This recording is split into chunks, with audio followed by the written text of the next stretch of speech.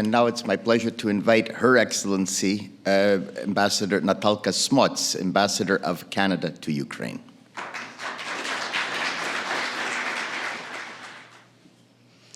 Доброго ранку, bonjour, hello. I'm going to be speaking about three things. Three elements that we need for a successful today, tomorrow, and the next year. It's wisdom. I'll start with that. So I'm going to start with an Indigenous anecdote that many of you know, but I think it's relevant, and it's one that I've been thinking about a lot, and in fact have even dreamed about it myself, so I think it's important. An Indigenous elder talks to their grandchild and says, "I have two wolves inside me, and they're always fighting. One is white, and it is good, joy, love, hope, serenity, humility, kindness, benevolence, empathy, generosity, truth, compassion, and I'm going to add democracy. The other wolf, the black wolf, is evil. He is anger, envy, sorrow, regret, greed, arrogance, self-pity, guilt, resentment, superiority, false pride, and I'm going to add authoritarian. And these two wolves fight within us." And the grandchild looks up to the elder and says, "Who wins?" And the elder says, "The one you feed." So we need to support Ukraine with everything that we have for good, for democracy to win. And there's a few ways that we can do that. We need to keep up support to the Ukraine's defense and security forces. We need to keep arming them. I met with a few of the businesses here who are doing that in the last few days. I met with Colt Canada, GDLS, BlackBerry, and there are many others. We need to continue to provide strategic advice, training, and mentorship. And when I was in Ottawa, I met with our senior leaders to talk about that, including the Chief of Defense Staff. And then we need to heal the wolf as well.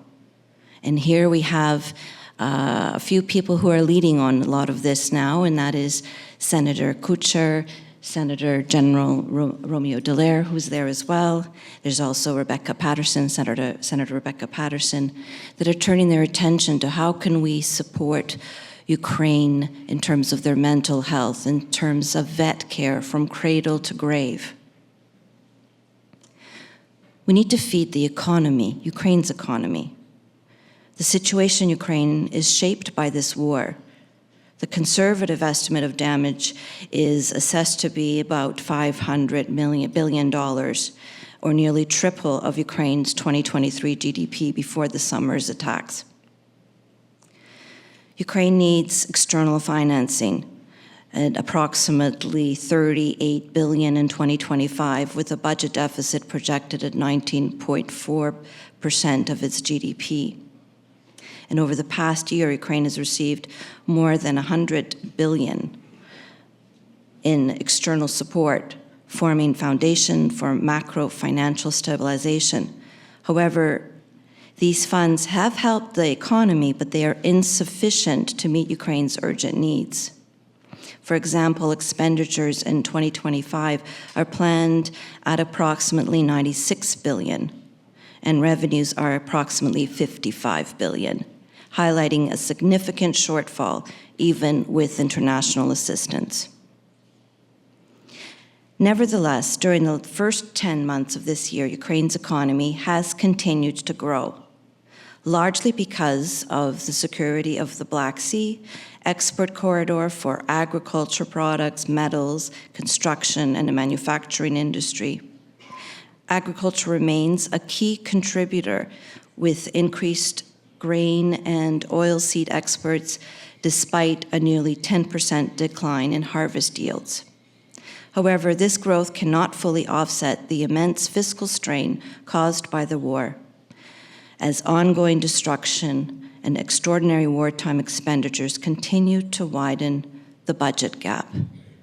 And yet we see remarkable resilience in all over Ukraine, but I'd like to point out especially remarkable in the frontline oblast. We cannot forget them. And here I'd like to do a shout out to Kharkiv, Zaporizhia, and of course Kherson, with the head Alexandra Prokudin here today. I invite you to encourage you to speak with the wonderful work that they're doing in their oblast. These forums are very critical for meeting the way you are today. And as you're looking at ways on how you can do things better, businesses need to adapt by investing in localized power solutions or renewable energy options to mitigate disruptions. Significant portions of the workforce in Ukraine have been conscripted or are fighting on the front lines. So Ukraine has focused on women, for example, to fill some of these gaps and labor shortages. And businesses are shifting operations where possible, seeking remote work solutions. And the president noted in the resilience plan, President Zelensky, that they're even thinking of immigration in the future and how they're going to attract people to Ukraine, besides people coming back to Ukraine, but also new people. It's a new way of thinking, and I believe the Canadian model is one that fits here very nicely. Companies are adjusting by establishing new partnerships. They're adjusting supply chains to comply with sanctions while seeking alternative trade routes to maintain supply lines. And we need more options for war risk insurance coverage for Canadian investors. The cost of financing has escalated due to heightened risk perceptions with limited availability of credit for Ukrainian businesses. Canadian investors and exporters face similar financing barriers, creating challenges in sustainable operations. But companies are finding new alternative shipping methods, as I did, and they're being very creative.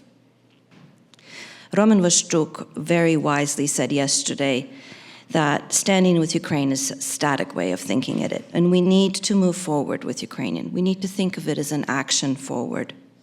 So despite the war, Ukraine presents significant business and investment opportunities, especially in sectors geared toward reconstruction and modernization.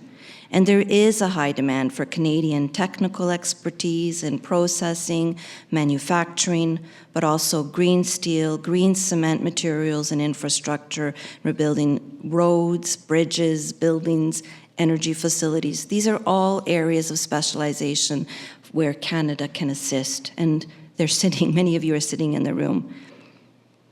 Ukraine's government is actively seeking partnerships with foreign companies to drive large-scale projects. Canadian firms in construction, engineering projects, they're well-placed to help.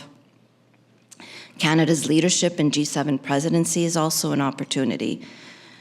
For the Canadian government can further champion Ukraine's reconstruction, and this leadership also provides a strategic platform to encourage G7 countries and other countries to deepen support in the efforts to push for increased financing options and explore innovation financing models and so on.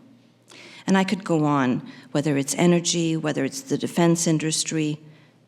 The point is, we need to keep feeding the white wolf. But feeding the white wolf, unfortunately, is not enough. We need to block, contain, starve the black wolf. We need to continue sanctions and trade restrictions against Russia, and Russia-occupied Ukrainian territories are affecting trade relationships, impacting some supply chains, in particular in regions under Russia's control. We need to continue using diplomacy, encouraging ties between our countries, and really enabling those partnerships to thrive. We cannot wait for the war to end. We need to support Ukraine now. This needs to be done from all fronts, as governments, Canadian volunteers, the private sector.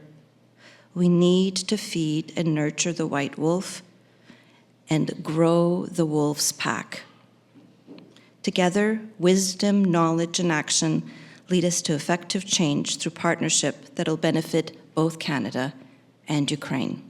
I wish you a good day, a productive day, and I hope it leads to some very concrete actions. Slava Ukraini!